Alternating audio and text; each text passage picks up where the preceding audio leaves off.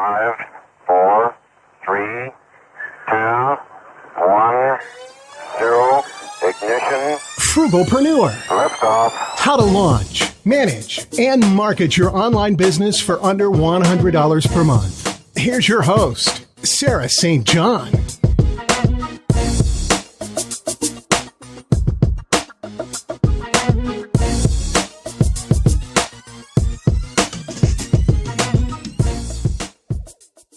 Imagine yourself on the beach in Aruba. You're sitting there reading a good book, fruity concoction of choice in hand, waves peacefully lapping on the shore, palm trees swaying, and flamingos prancing past. When all of a sudden you hear your phone ding. You get mildly annoyed because you're on vacation and everybody knows it because you've been blowing up your Instagram feed. Who in their ever-loving mind would dare to kill your vibe? You slide your sunglasses up your forehead as you squint at your phone. After all, the sun is bright in Aruba, and as the screen comes into focus, you start to smile. Your husband, or whoever you're with, tilts his sunglasses down and asks, "Why the smirk?" You glance at him, pause for a brief moment, soak it all in, and say, "I just got my first sale." That, my friend, is passive income. You may be asking, why should I have an online business? Reason number 1, passive, residual, and scalable income. To quote Ty Lopez, "My favorite way to make money is while I sleep." Does that sound too good to be true? It's not. There are many options to create something once that generates recurring passive and residual income, such as a book or a course. Think about this. When you go to work for an hourly wage or a salary, you are paid for your time. Time is finite.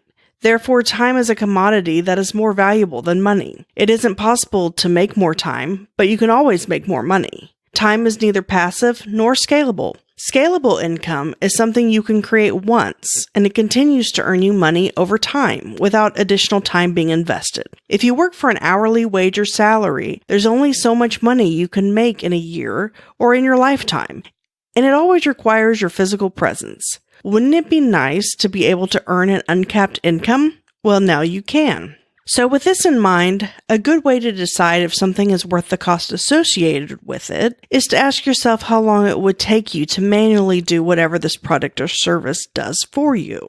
Then multiply that amount of time by your hourly rate at your day job, or even just how much you feel your time is worth. Is this product or service cheaper than that amount? Or an alternative question to ask yourself is, how much money could you make in that time frame, working on something else on your list that earns money? Just because it's something you can do yourself doesn't mean you should. Sometimes the sheer amount of time and effort something takes is longer than whatever you consider your going hourly rate to be worth. It's the same reason I pay someone to mow my yard, even though I could do it on my own. Not that everyone should hire someone to mow their yard, that's not what I'm saying. But we all do something similar.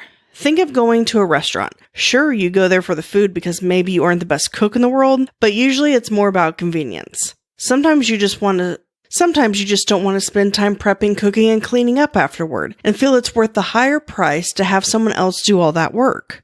Or maybe you hire someone to clean your house every 2 weeks. You could do it yourself, but you'd rather spend those 2 hours working on your business or something else. There are countless examples, but you get the gist. Everyone decides what it's worth to them to do something themselves or to hire outside help. Reason number 2, extra money for spending, saving, or paying down debt. Maybe you already have a full-time job, but you're only making ends meet, or you want extra spending money, or both. Or maybe you want to make more money to build up savings or pay down debt. Sometimes the best or only way to save or pay down debt is to get an online side hustle. Reason number 3. Freedom and flexibility. Maybe you aren't looking for supplemental income, but instead you're looking for a way to make money online full-time so you can quit your day job and stay home with your family, never needing to battle rush hour traffic again. Or maybe you'd like to travel the world or work unconventional, unsteady, or unpredictable hours that a normal job wouldn't tolerate. Maybe you only want to work 4 hours a week, as Tim Ferriss suggests in his book by the same name. Or maybe you want to have a way to continue earning money after retirement.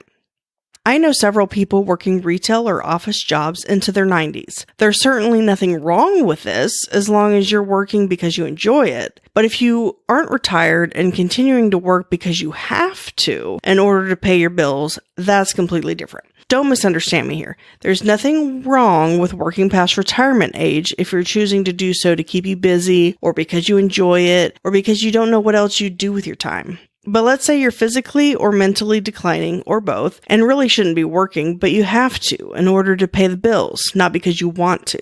What then? I want to create a future for you where this isn't a scenario. Sure, that means saving the extra money you do make now, but it can also mean finding ways to make passive and residual income as well. So to recap, 3 of the top reasons to make money online are: 1, to earn residual and passive income; 2, earn extra income; or 3, to gain work independence, freedom, and flexibility. If you're like me, all of the above apply.